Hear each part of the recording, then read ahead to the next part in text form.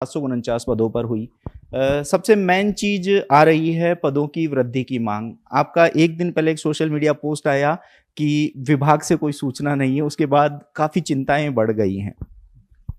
नमस्कार, जय हिंद। तो जैसा कि आपने बताया कि चतुर्श्रेणी कर्मचारी भर्ती के अंदर लगभग 54,000 पोस्ट हैं, 54,000। और जहाँ तक पद वृद्धि का सवाल है, उसके लिए हम नॉर्मली हमारी एक प्रोसेस होता है, हमारा प्रोसीजर होता है कि जैसे ही हम ये भर्ती निकालते हैं या फिर परीक्षा कराते हैं तो हम विभाग से कांटेक्ट में रहते हैं, जो नोडल विभाग होता है, और उनको बताते हैं, लिखित में भी भेजते हैं कि यदि इसमें पद वृद्धि की संभावना हो या बढ़ने वाले हों तो हमको टाइम रहते इसको बता दिया जाए, ताकि हम उसको इसकी नोटिफिकेशन करके और उसके बाद ही रिजल्ट निकालें। तो जैसा हम चाह रहे हैं, फोर्थ क्लास की भर्ती का रिजल्ट हम निकालना चाह रहे हैं अगले महीने की मिडिल तक, यानी कि संक्रांति 14-15 जनवरी के आसपास निकालने का हमारा प्रयास हम कर रहे हैं। तो हम चाह रहे हैं उससे पहले हमको पदवृद्धि के बारे में सूचना मिल जाए।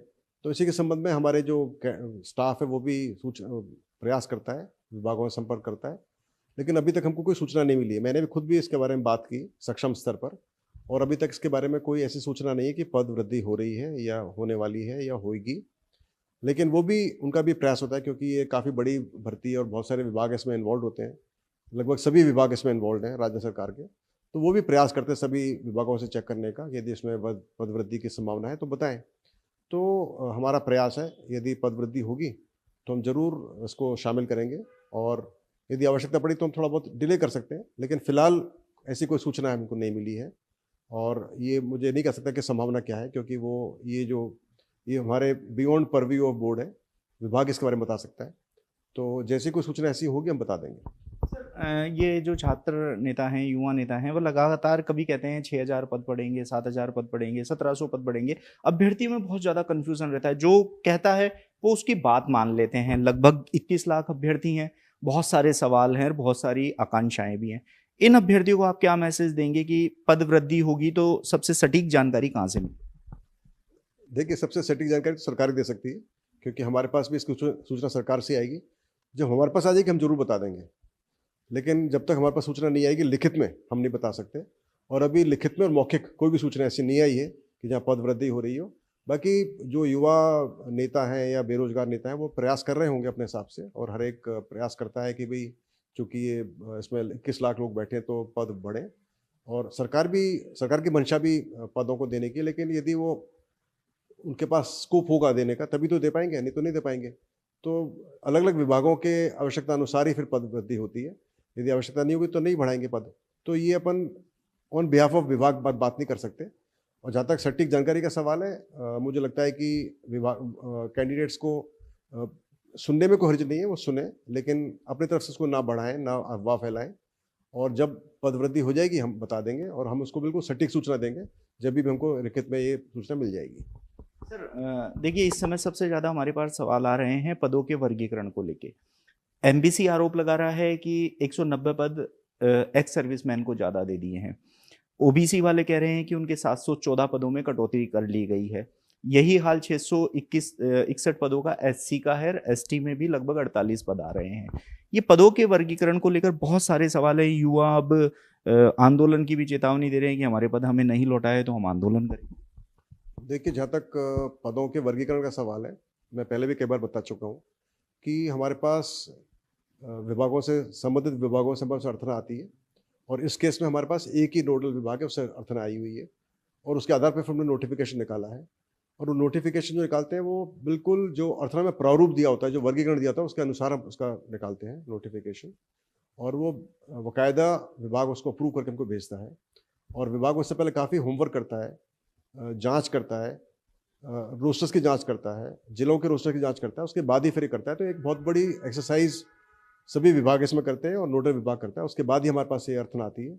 तो ये काफ़ी कुछ एक्सरसाइज करने के बाद हमारे पास आती है।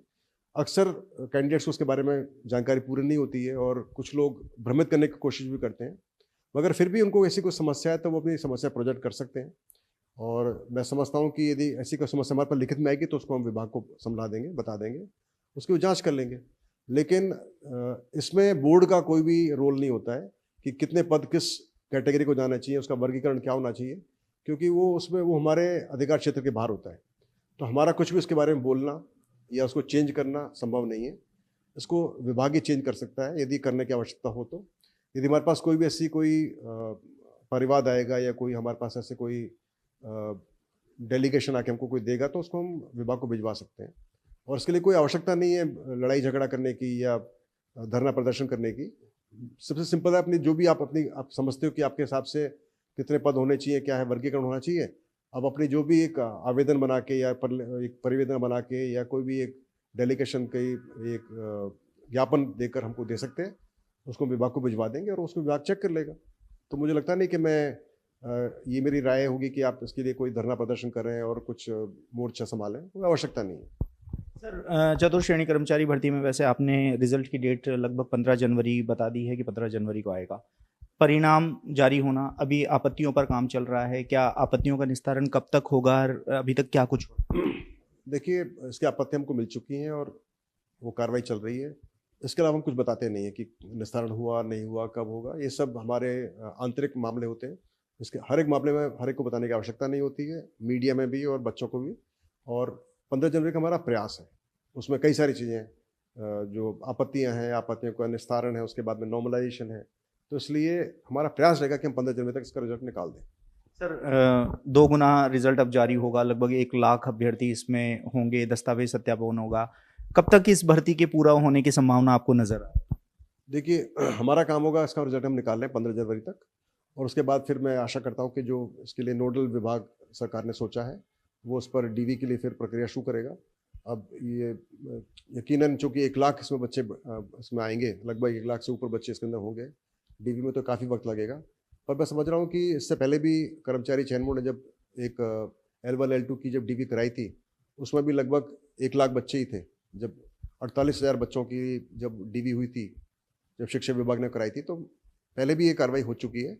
अब थोड़ी संख्या थोड़ी ज़्यादा है, तो और पिछली बार शायद जिले स्तर पर हुई थी, इस बार मुझे मालूम नहीं कि कैसे इसको नोडल विभाग कराना चाहेगा, पर मैं समझता हूँ वो भी इसको शायद संभाग स्तर पर या जिले स्तर पर कराना चाहेंगे। तो जो भी होगा उसके बारे में विभाग को ही बताना उचित रहेगा। लेकिन विभाग, सरकार भी और विभाग भी काफ़ी इस तरह से संवेदनशील है इस विषय के ऊपर। वो भी चाहेंगे जितना जल्दी हो सके इसकी डीवी हो। और हमने भी प्रयास किया है कि जैसे जो विकलांग कैंडिडेट्स होते हैं, जो दिव्यांगजन होते हैं, उनको भी हमने पाबंद किया है कि वो अपने स्वावलंबन कार्ड लेकर आएँ ताकि उसकी वजह से डिले ना हो। और चूंकि ये 10th स्तर की परीक्षा है, तो इसमें मैं लगता हूँ कि जहाँ तक सर्टिफिकेट का सवाल है वो उसमें ज़्यादा परेशानी नहीं होगी, तो काफ़ी फास्ट उसका निस्तारण होगा, डीवी जल्दी हो पाएगी। चूँकि नंबर ज़्यादा तो टाइम लगेगा, पर इसका भी एक निश्चित डेट मेरे बताना उचित नहीं होगा, क्योंकि डिपेंड करता है कि विभाग इसको किस स्तर पर कराता है और कितनी टीम्स इसमें लगाते हैं। तो फिर भी हम प्रयास करेंगे जितना जल्दी हो सके विभाग भी इस पर कार्रवाई करे। बिल्कुल। तो देखिए, चतुर्थ श्रेणी से जुड़े हुए ये कुछ सवाल थे जो युवाओं ने हमसे पूछा था और हमने बोर्ड अध्यक्ष साहब से इनके जवाब लेने की पूरी कोशिश की है। यदि आपके और कोई सवाल हों तो आप कमेंट बॉक्स में कमेंट कर सकते हैं, हम वो सवाल भी सर से जानकारी लेकर आप तक साझा करेंगे। आप देखते रहिए एजुकेशन नगरी, मैं हूँ ललित वर्मा।